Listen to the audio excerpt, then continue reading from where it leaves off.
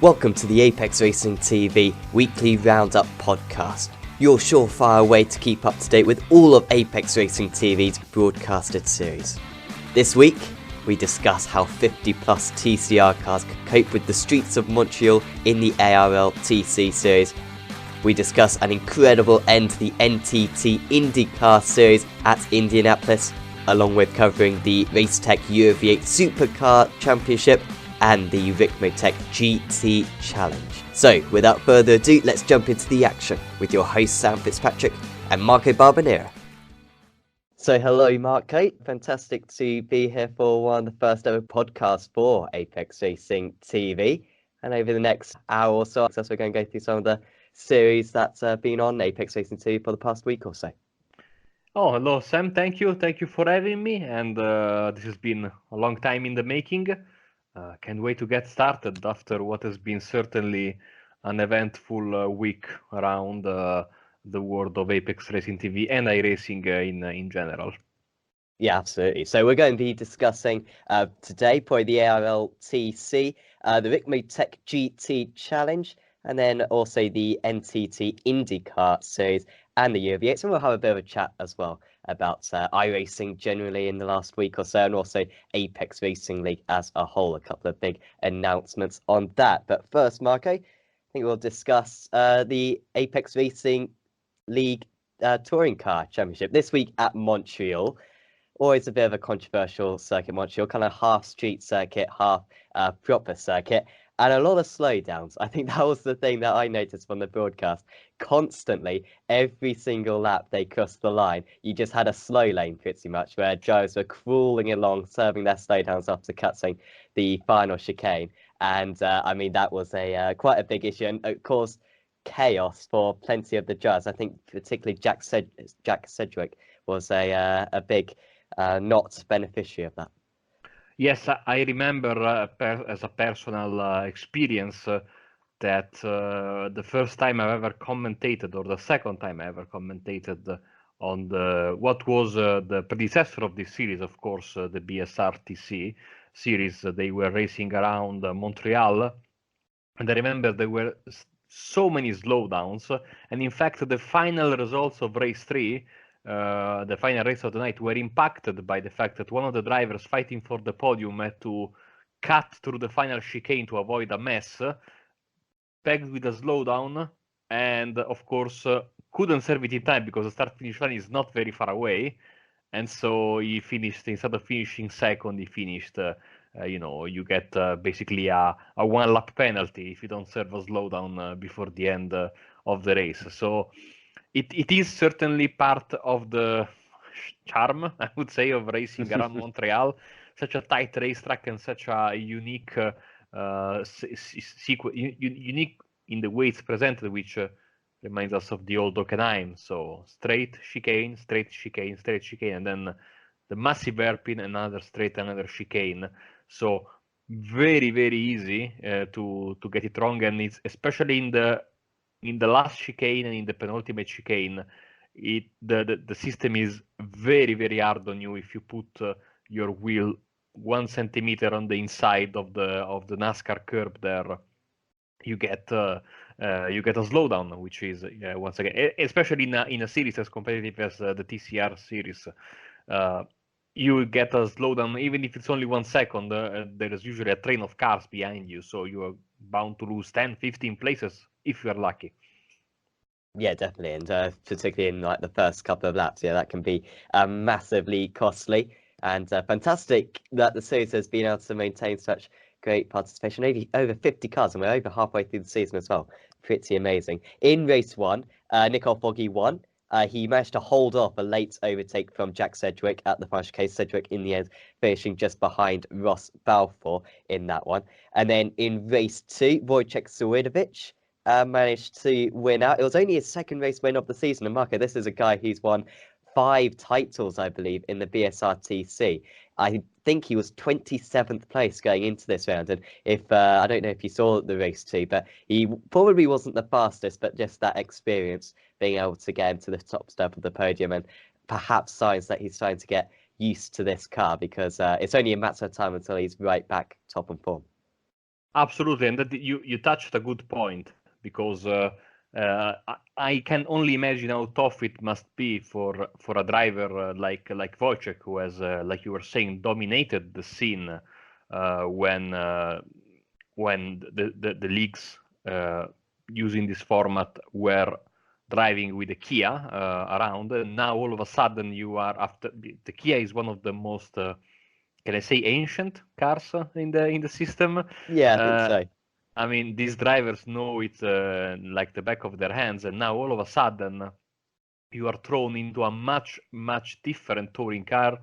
The only thing in common, I think, between the Kia and the Audi RS3 is that they have four wheels, a steering wheel, and they are front wheel drive cars. Because apart from that, they are completely different.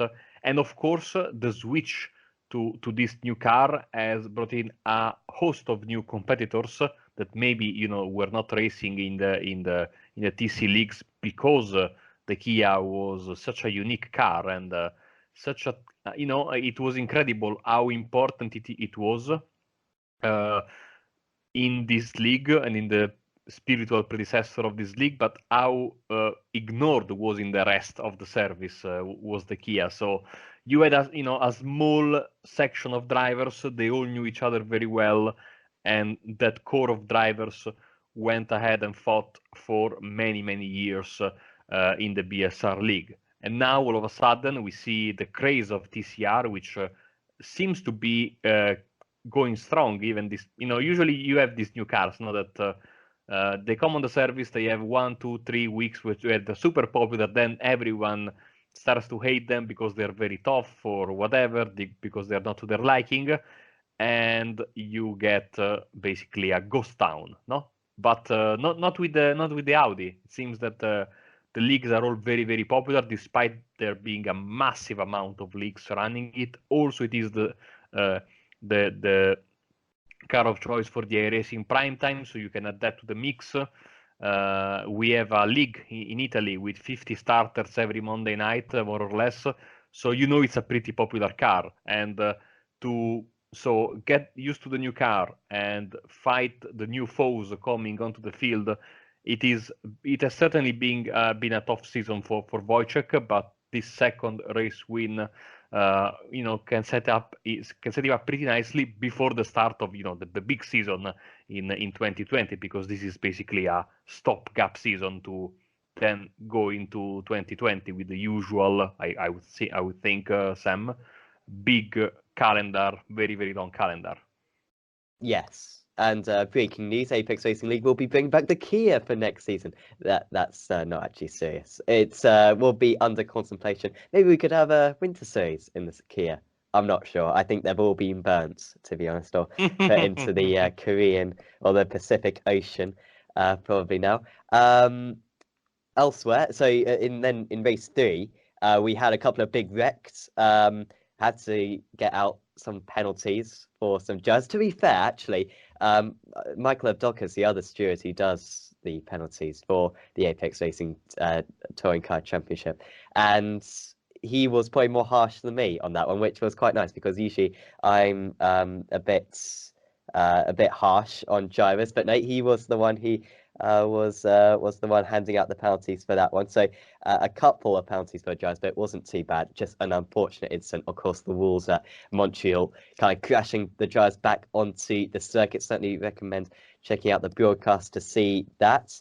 So yeah, a couple of big wrecks, and in the end, it was another great result for Automac, because it was Hadfield, Stevens, and Foggy in the top 3. Janowski, another Automac driver, in 4th. So that's a 1-2-4 for Automac, and they've been one of the most incredible teams of the season, Marco, so far. I'm just trying to find the standings at the moment in the championship, but they're really in the hunt for the title after being a AM team, I think, previously, and it's just that consistency in those race 3s and in those race 2s, thanking the reverse grids, and they're really starting to rake in those points, and it could be quite a surprise champion, perhaps. Yes, Automac, one of the teams that has been around for quite a while, so not a surprise to see them there at the top. but certainly, they have won titles also in the, if you remember, in the Sim Racers World Championship with Ben Mews winning the amateur title a few years ago.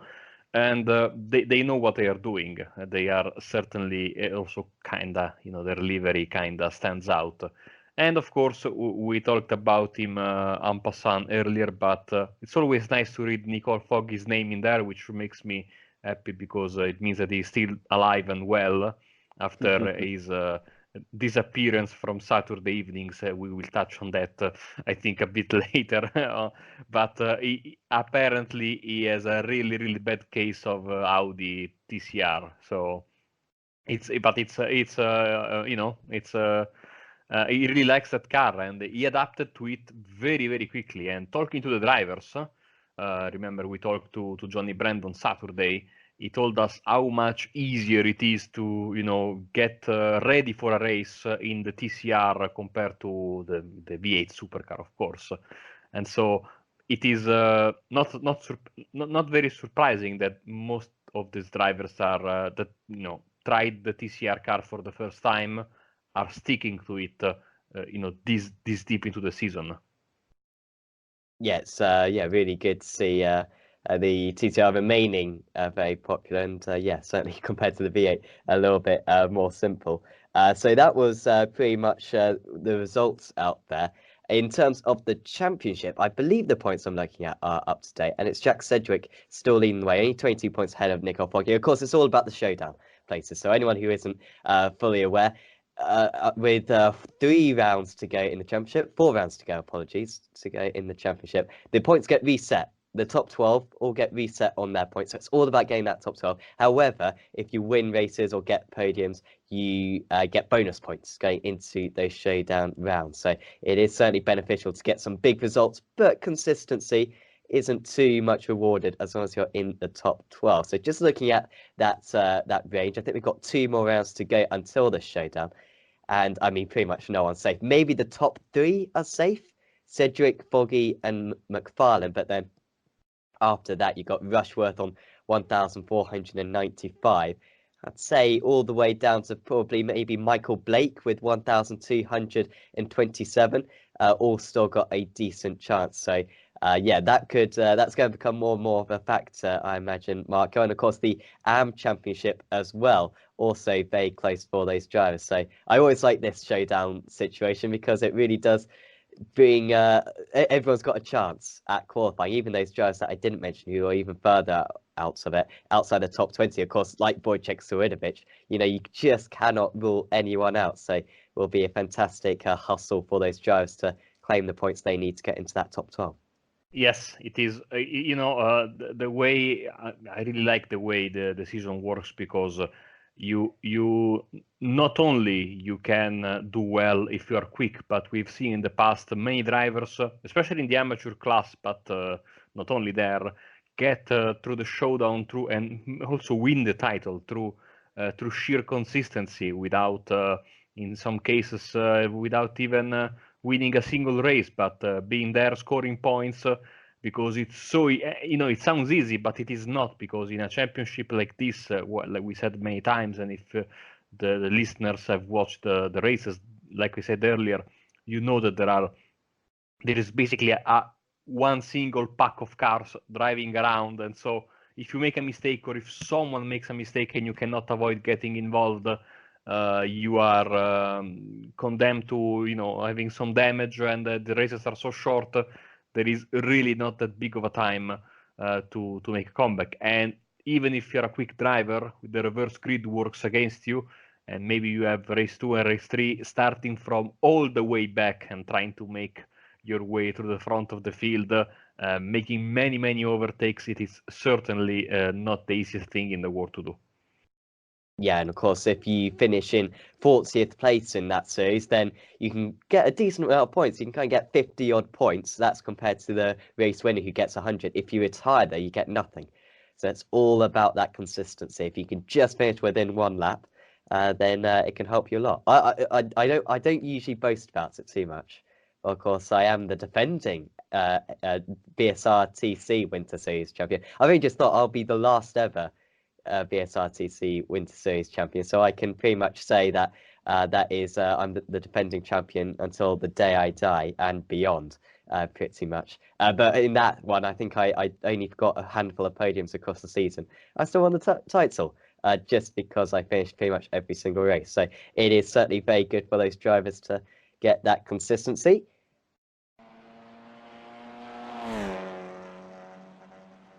Then the Ricmotech GT Challenge this week at Virginia International Raceway. Very pleased we had a camera pack for that place because the default one, if anyone has seen it, is not very good. Long way away. You're pretty much stuck in Maryland, I think, to see the circuit in that case. But fortunately, yep, VAR looked pretty good out there. And GTEs and GT3s, not a series that I'm particularly knowledgeable about, Marco, but Eri Nom was having a very normal race out there, out in the lead, 5 seconds ahead, not way faster than everyone else, but had it under control. And then he gets involved in an incident with a back marker. Probably was Aero's fault to spin in the first place and then a slightly unsafe rejoin as well. And it cost him the race victory and has certainly given other drivers a little bit of hope that he is invincible out there. Yeah, you said it right. It's absolutely incredible what happened because Aeronom is a legend. I know that his name is not very well known but because this series runs late at night. It is mainly for the North American drivers and North American viewers, even though I commented on it a couple of times, but that's because I'm crazy. And they run different kind of leagues, alternating between Mondays. And like you were saying, this Monday was the GT Challenge, which basically tries to mimic the format of the IMSA series, at least in the GT compartment, because you have basically the GT Le Mans with the GTs and the GTD with the GT Daytona with the GT3s. I don't know, no matter which, it's one of those drivers, no matter which car you put him in, he is going to be the fastest guy on the field. I don't know how is this possible. I saw him win in many different kind of races, many different kind of cars. He's a master with the GTEs. He's a master with the Ford Mustang of all cars.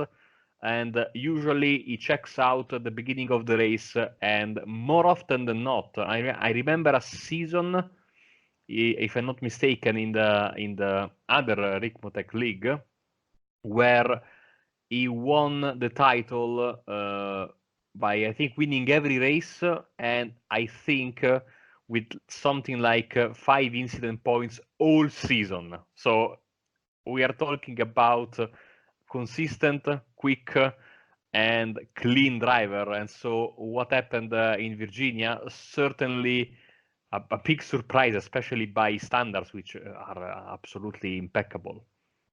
Yeah, so this literally occurred on the last lap of the race. So just going around a turn, I mean, it's difficult to name corners at Virginia, but maybe coming out of turn 3, going into turn 4, the left and then right, and unfortunately just locks up the rear brakes when trying to lap a back marker, spun into the grass, still leading. He had about a 5-second lead and then didn't really look when he was coming back onto the circuit, collided with another back marker, and in the end actually retired. I think he towed back to the pits with massive damage on his car. A little bit unfortunate how much damage he got, just a square on hits, I think, with his tyre. And that was the end of his day. And I think has tightened up the championship a little bit there, because the eventual winner was it Bine, I believe. Exactly, yes, for RSR Sports, in front of William Luster and another guy that's quick in everything you put in, Mike Dam, who made the jump. He usually drives the MX-5 in the other league, and in this series he drives a GT. So a bit of a different kind of race car, let's put it this way. And he was able to round up the podium. Also, of course, the GTDs were also present, and it was a dominant win for me and Gagnon Renault. for Alpine Sim Sport, and from Canada. Alpine also involved in our Wednesday night league, so it's nice to have these teams that are involved basically all around the world. And he was able to bring home. This is a track where in real life only the GTEs and the GT3s run around, so very, very realistic. Not everyone's favorite track, let's put it this way. So getting away with a win, you either love this track, I think, or you drive to survive around here. So it can be one of those racetracks where it is easy to get a win if you like the track, because everyone else hates it, which makes Aeronom's mistake even more unthinkable, because again, he's super quick in everything you put him in. Yeah, Also, definitely. sorry, Sam, if I also forgot one of the other fantastic quirks of the Ricmotech. I don't know if they're doing it this season, but 1 or 2 seasons ago, they did a double header of 45 minutes each in 2 different racetracks. Like they did race 1 in Zandvoort and race 2 in Silverstone National. Like completely crazy format, super fun, a great idea, by the way. That was with the Mustangs and the MX-5s. I think Aeronom won both races. I mean, I think we tried that for week 13 event, and we were like, no one would do this seriously. This is a classic week 13, changing the car in the circuit. But no, they've actually gone for that. So no, that's a great idea. Maybe some ideas brewing for Apex Racing League for that. Brandon Whitworth and Tyler Guimetz rounded out the podium in the GTD class. Also, a little bit of a note that Dan managed to get from 20th to 3rd in the GTEs, and he was actually shown on camera, unlike another man who got from 20th to 3rd in last week's Motorsports World.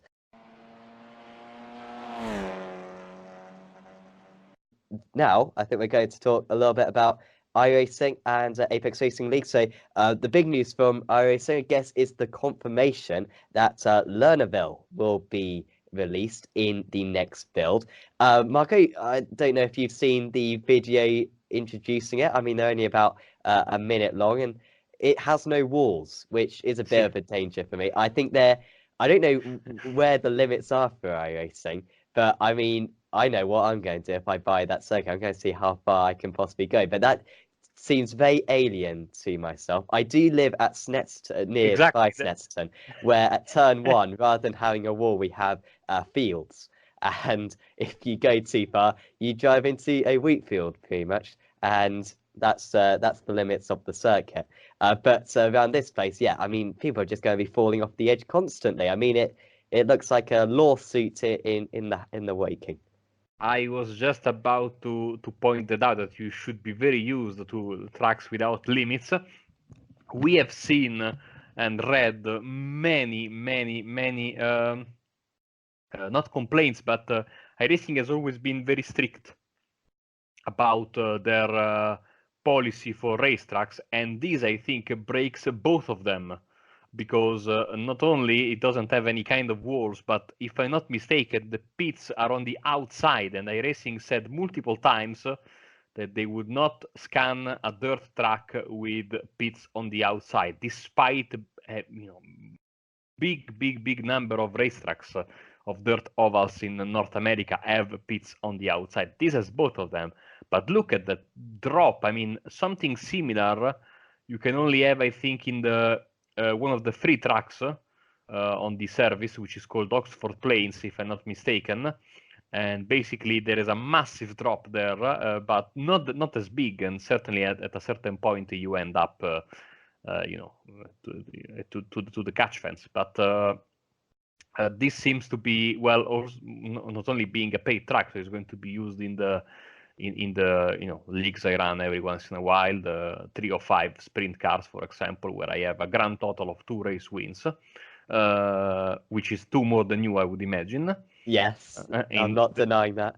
in dirt oval competition, so I fancy myself to be the expert around here. I also won an open setup race in the 360 a few months ago. Oh, nice one. Yeah, of course, classical Barbanera style victory. Sitting in third, two leaders crash in the final corner, and I stroll to victory without even knowing what's happened.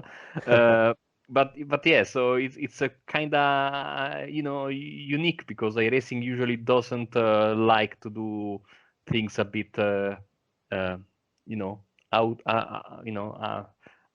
I don't know how to say it, but basically, crazy. It's not usually. So we'll see.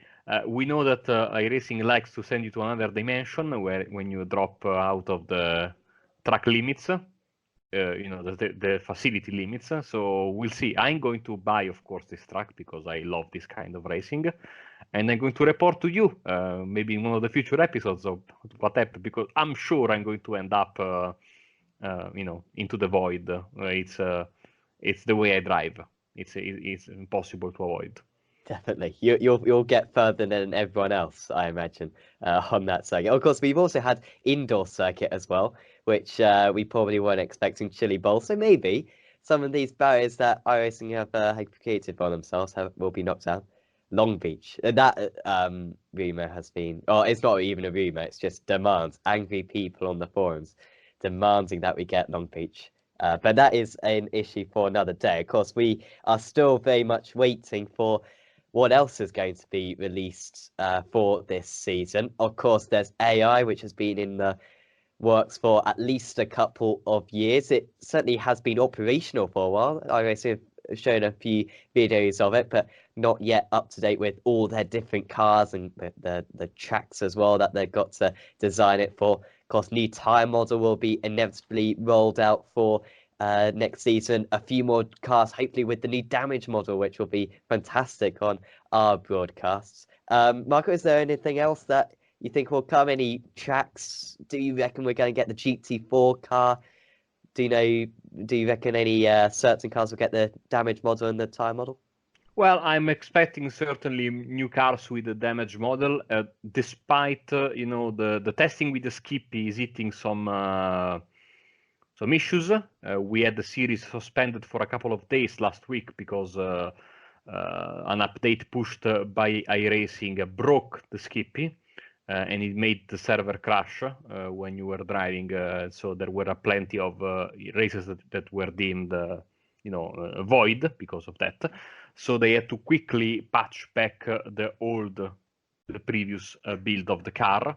So I don't know. We know that they have modeled the TCR car to have that kind of damage, but initially disappointingly, but now I would say smartly, they decided not to push it. So we are using the old damage model on that car. I'm expecting again the new tire model to jump on on more oval cars. So the testing on the Impala National is going very well. I had the chance to try it, and it is a very, very pleasant car to drive with a new tire model on the ovals. Also, it's a series where you don't have yellows, so there are no pit stops, so you really need to manage your tires, and I think it's getting fantastic data for testing. So who knows, maybe the tracks, my dream is, of course, to have maybe all of the big three NASCAR series, or also the IndyCar and the new tire model. But judging by what happened in the past, the IndyCar was the last car to get the new tire model V6. I'm not holding my breath particularly in that, but I think that the priority on the oval side is going to be the new tire model on at least the tracks, if not, more. Especially, I would say, if when they do the new Peak Anti-Freeze series, I would imagine they don't want to change the tire model midway through the season. It's a big series. It got the finale on NBCSN on TV in the US.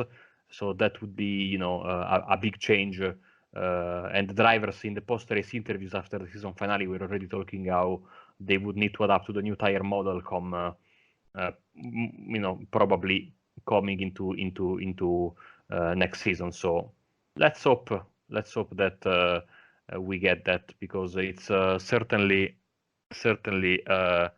it would be certainly great to have the new tire model on some cars. The GT4 hopefully comes, but you know, I'm a mixed bag on that, in the sense that on other simulators, which I will not name, it's my favorite GT4 car of them all. So you can imagine my excitement.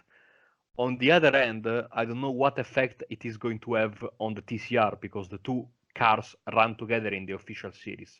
And granted, a 30-minute race, I don't think that they will get around to lap them on some tracks, but on others, yes. And there is nothing worse, I think, than to break up a touring car race for lappings, because you know very well, better than me, how close the action is in the TCR races. And so having to, also think about the GT4 cars coming to lap you, breaking those packs, could be a bit of a downer on the excitement of TCR racing in the official series. Yeah, definitely, and of course it's the same issue of diluting the participation, because we'll have GTE, GT3, GT4, and Porsche and TCR. I mean, of course they are all their distinct own categories, and it's fantastic that we've got each one of them. But of course, they are a little bit more niche, each one of them. So we'll drive down the participation a little bit, and of course we'll drag drivers away from other series. But we want new content, and it would be fantastic to have the GT4 involved. And I mean, GT3 and GT4 mixed series. Oh no, that would be pretty cool, rather than mixing it with the TCR potentially.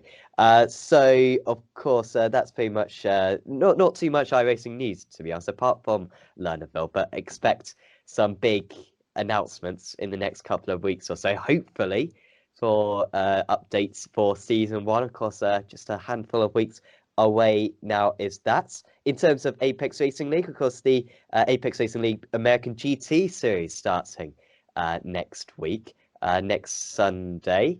And this will be a pretty exciting series. Of course, sign-up still open, certainly for GT3 drivers. GTEs have pretty much maxed out, Marco, which is great to see. Still a few GT3 places available. All American circuits, 7 rounds. And after the success of the British GT Championship, I think should be quite good fun to once again see this this Sunday series go at it again. Exactly. I was pleasantly surprised to see this announced, because the British GT was a big success in terms of participation, quality of racing, fun from both a viewer's perspective and a broadcaster perspective. You know how fond I am of North American sports car racing, so this is a perfect championship, I think, with beautiful racetracks. Different racetracks in there are no two tracks like each other in the schedule. The sensible scheduling of a break in around Christmas time, which will make the holidays much more easier for the drivers. And having rounds around the time of the year in other series has caused issues from a broadcasting perspective, from a championship perspective, because due to time zones, maybe some drivers could attend the Christmas race, others had the small issue of the Christmas dinner or Christmas Eve dinner or whatever, and you have family. It's important to stay around your family. So perfect decision, and back to racing on the 5th of January. And I mean, look at that calendar. I mean, a calendar where you finish the season with Watkins, Glen, Sebring, and Daytona. I mean, what more can you want?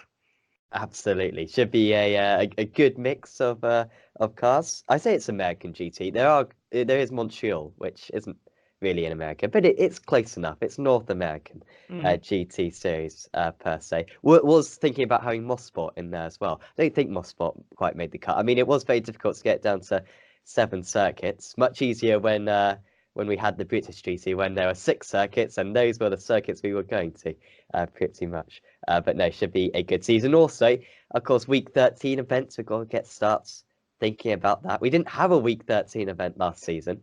I was thinking elimination. I don't know if anyone's ever seen the cycling on the velodrome, where you get one rider eliminated each time round. I was thinking of a slight idea like that, but a bit more complex, a lot more complex.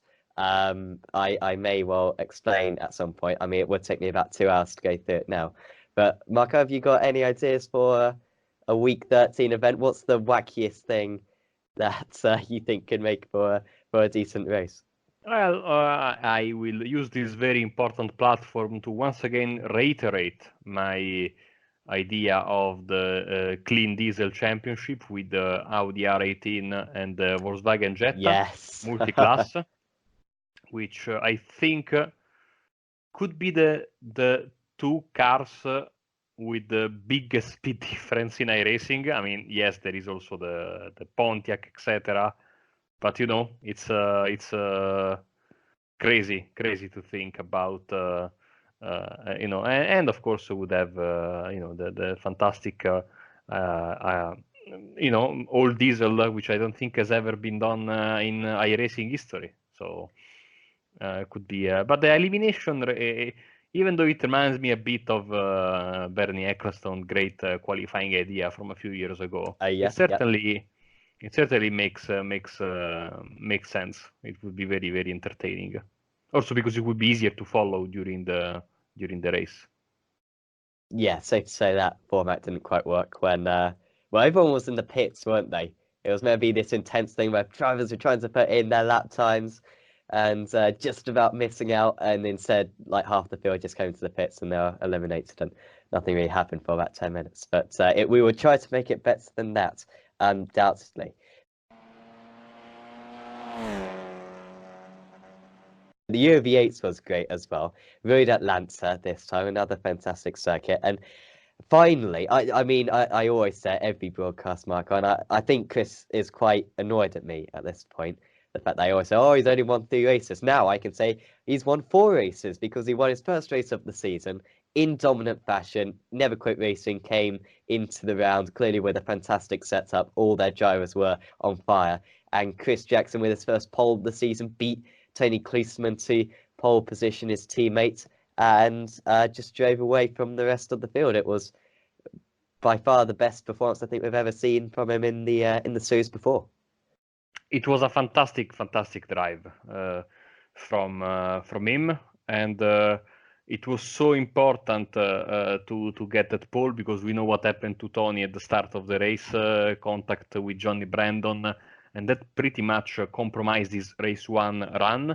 And the 20-minute race, Jackson simply was in a class of his own. I mean, there was no touching him. He ran away. The race was very exciting whilst we were following, you know, Tony Kluserman trying to make it back from the rear of the field, which he wasn't super successful, but he got some good points. And then, of course, he had the possibility to have a good starting position for race 2. And race 2 was something else because it kept us guessing until the very end of the race about strategies and about what the drivers would do and could do. And in the end, we got almost a no-stopper, but no one, even though some drivers came very close, no one was able to pull it off.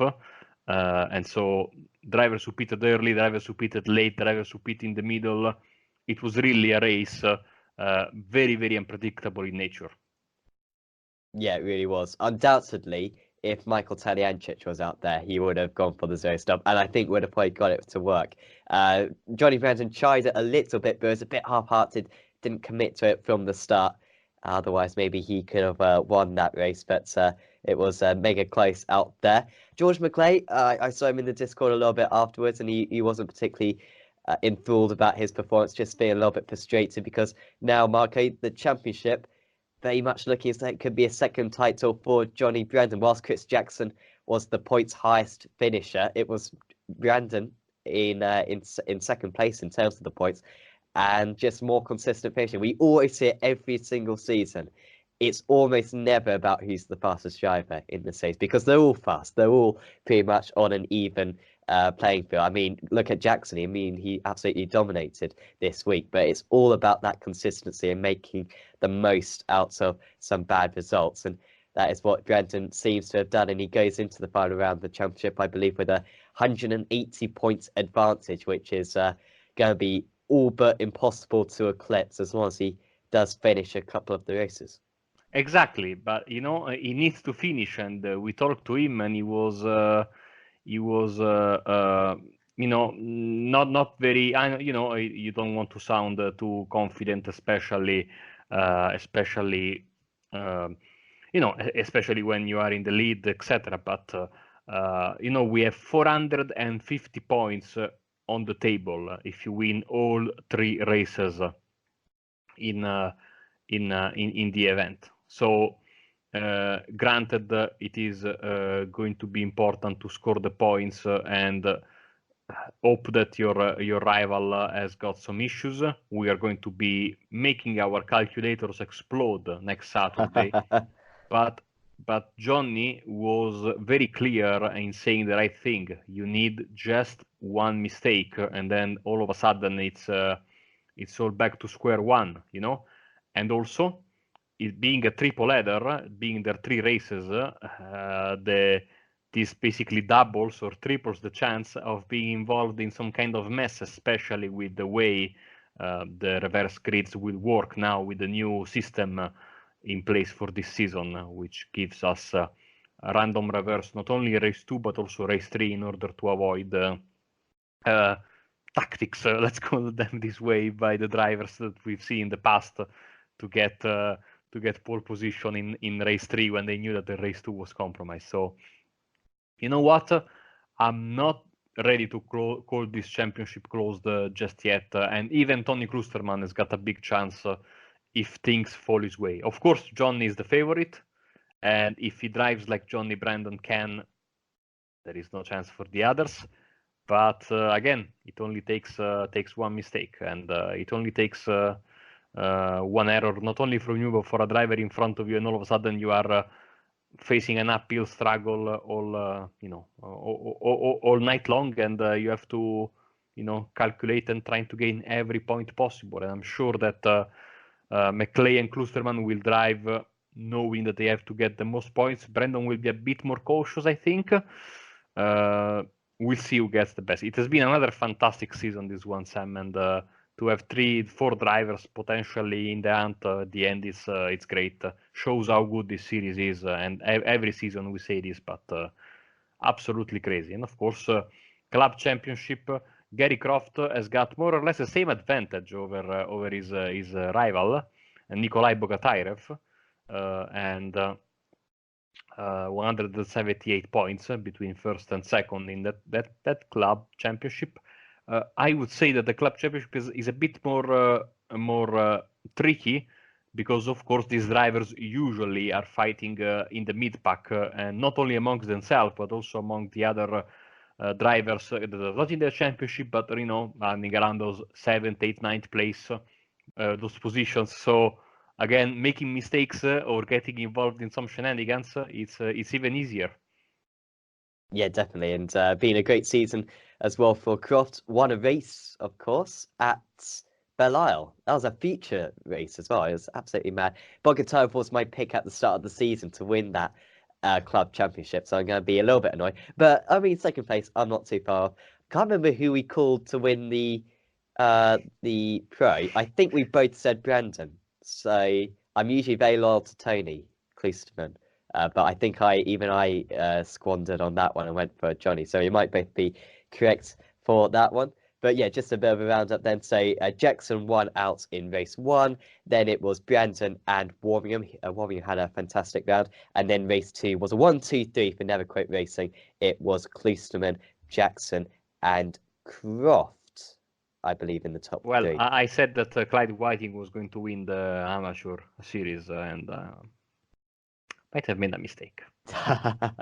He's the league organizer. He could pull out some weird quirk in the rules, which means that he wins. We'll wait to see. He's had actually a good season as Clyde Whiting, and he had a very good Red Atlanta as well. I think he was running as high as 7th place, completely legit in the first race. So has had a good upturn in pace, and of course, hopefully, never know, we could have the new V8 supercars installed for next season, but not looking entirely likely at the moment. Maybe even a new Australian circuit as well. we'll have to wait and see. Speculation gets us nowhere. We'll have to wait for a couple of weeks to see what iRacing says. So, I think the last series we're going to chat about is the NTT Indycar Series, the IndyCar Road Series, and what a race it was. Marco, you took part in the production. You also took part in a fantastic rendition of Back Home Again in Indiana. I must say, I cried for that, probably for the reasons that you didn't mean for that. I was covering my ears, but no, the sound carries on ringing in my skull. It was some way to start the broadcast, but we'll get to the end eventually, because what an end. But in the early stages, it was a bit of an attrition rate. I swear half the drivers must have been out by about lap 20 of that event, 85 lap race. And it was a lot of collisions to start off, but then it got better and better, longer and longer green flag periods. And yeah, it was pretty entertaining on the most part. It was quite, quite the mix because you had, of course, the prestige of having the Friday night broadcast once again, and once again, Indianapolis is the crown jewel of the season, no matter where if it's the open season or a private league, whatever. And of course, the extra meaning that on Sunday you had the first ever OpenWheels.com 500, which was also won by friend and Apex Racing Team driver Michele Costantini. I managed to. It was a pretty good Sunday, despite the broken power supply in my computer, because whilst I was doing repairs to my computer, I managed to watch the F1 race, which was super entertaining, especially a collision between a couple of red cars, which I should not name. And of course, at the same time, there was the end of this OpenWheels.com Indy 500, which was won by again a friend, not only a long-time friend, but a driver who became famous after driving for my team. So I felt a bit of pride in that, and of course happiness for my longtime friend, and of course a good day for everyone at Apex. So basically, drivers wanting to win the race, drivers trying to get the best this was a great chance, the first chance for these drivers doing the Open Wheel 500 to test their setup in race conditions, because before that they were only driving in practice and in the qualifying sessions. So it was a unique chance. Everyone was super jumpy at the start of the race. Everyone wanted to get those positions. Matter of fact, we had a big wreck in one of the restarts, one of the early restarts, which took out many good cars.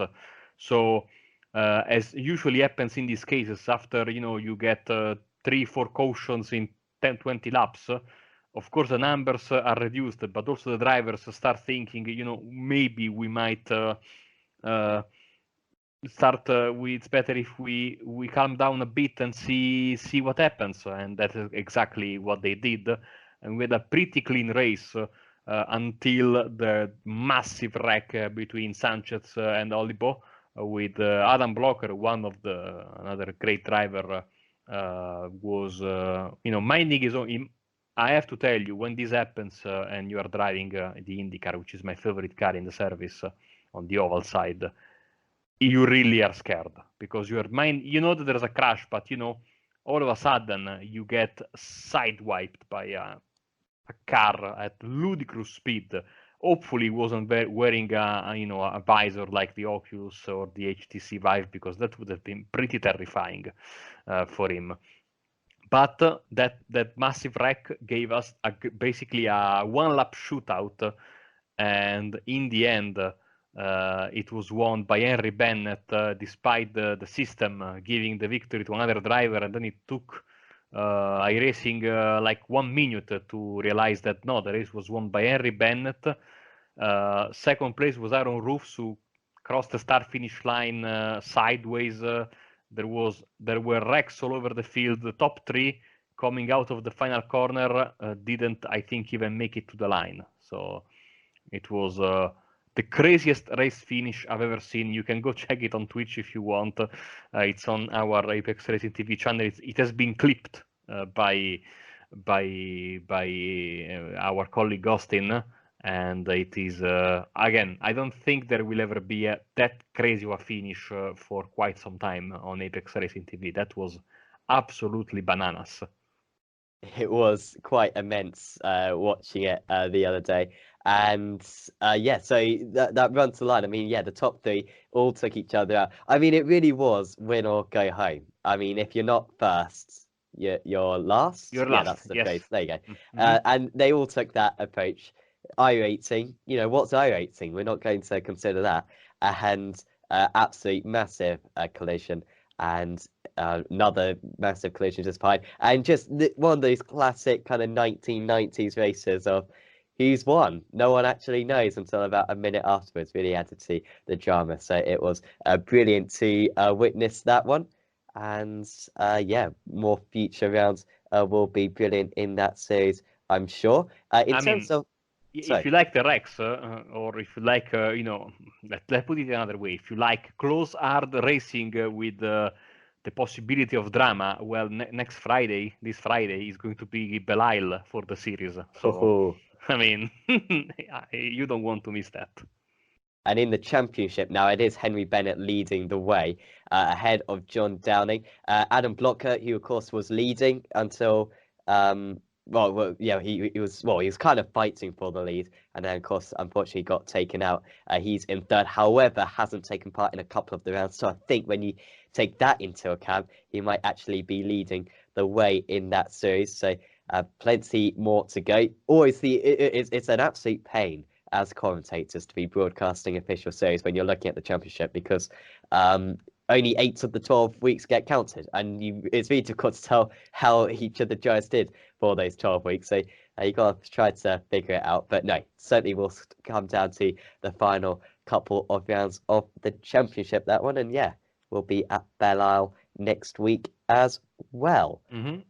So I think that pretty much rounds off all the series, Marco. And like we said at the top of this podcast, it's been a fantastic week of racing on Apex Racing TV, and of course, people can tune in pretty much every day of the week to watch more broadcasts. Of course, the iRacing Esports Network as well on a Monday, Tuesday, Wednesday, and Thursday nights. Any series that you're particularly looking forward to watching next week? Well, of course, we are going to end the season on a high for the Sim Racers World Championship, which will do their traditional season finale in this time in Silverstone for the first time ever. So we have already crowned officially Martin van Loosenhoorn both the gold and the overall champion, but there are the silver and the bronze classes, which are very, very crazy. And make up for the dominance of Van Loosenhoorn in terms of excitement. We don't know who is going to bring home the title just yet in that series.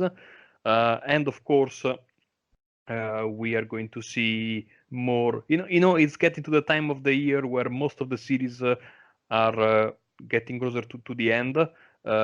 Because we have only 2 weeks left in the official season, and then it will be 2020, at least in iRacing terms.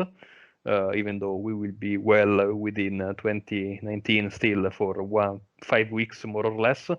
Week 13, of course, is around the corner, so most of the series take a break there. But Sim Racers World is going to be one series to follow for sure. And of course, another series that coming to an end, the official Formula Renault Formula 3.5. Apologies. I think there are some licensing issues behind that, or maybe Renault don't really think of the car as their child, so to speak. So Formula 3.5 it is, and of course new races in the TCR Championship, of course, in the Aussie Mixed and Fixed, which is also another series that we broadcast every Sunday morning, and it has such a massive follow. And I've been looking at that.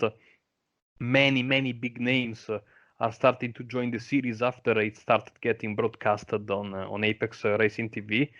It's a very, very long season. Of course, big thumbs up to our colleagues from Down Under for keeping it going despite the troubles that they're having there with the wildfires, which caused the IMSA broadcast to be postponed last week, sadly, from Belle Isle as well. that is always a great race. So Sam, there is always a lot to look to, and I think of course it's going to also come to the time where it's time to crown champions in the MX5 series, the Pro Series, which has been a long and grueling road all year long, much like the TCR series will be next season. So those drivers are getting ready to do the final races of their season as well, and there will be champions elected in that series as well.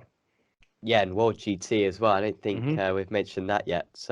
Of course, that championship will be decided. Keith Camelot with a handy advantage at the moment for KC Racing Esports ahead of Mark Fletcher and Michael Abdogger being a fantastic series. That unfortunately a little bit of a participation drop off. I mean, when you got drop off and you drop down to 30 drivers, that's not too bad. And being a superb series. Also, the teams championship quite close in that. Seems as though it's quite inevitable who's going to come out on top. But we should be covering all the series that we haven't covered this week on this podcast. We should be covering next week instead. So we'll try to alternate them a little bit just to make sure that we cover all that we can. But I think that pretty much rounds us off for today. So thanks for tuning in. Thanks, Marco, for joining me for this podcast.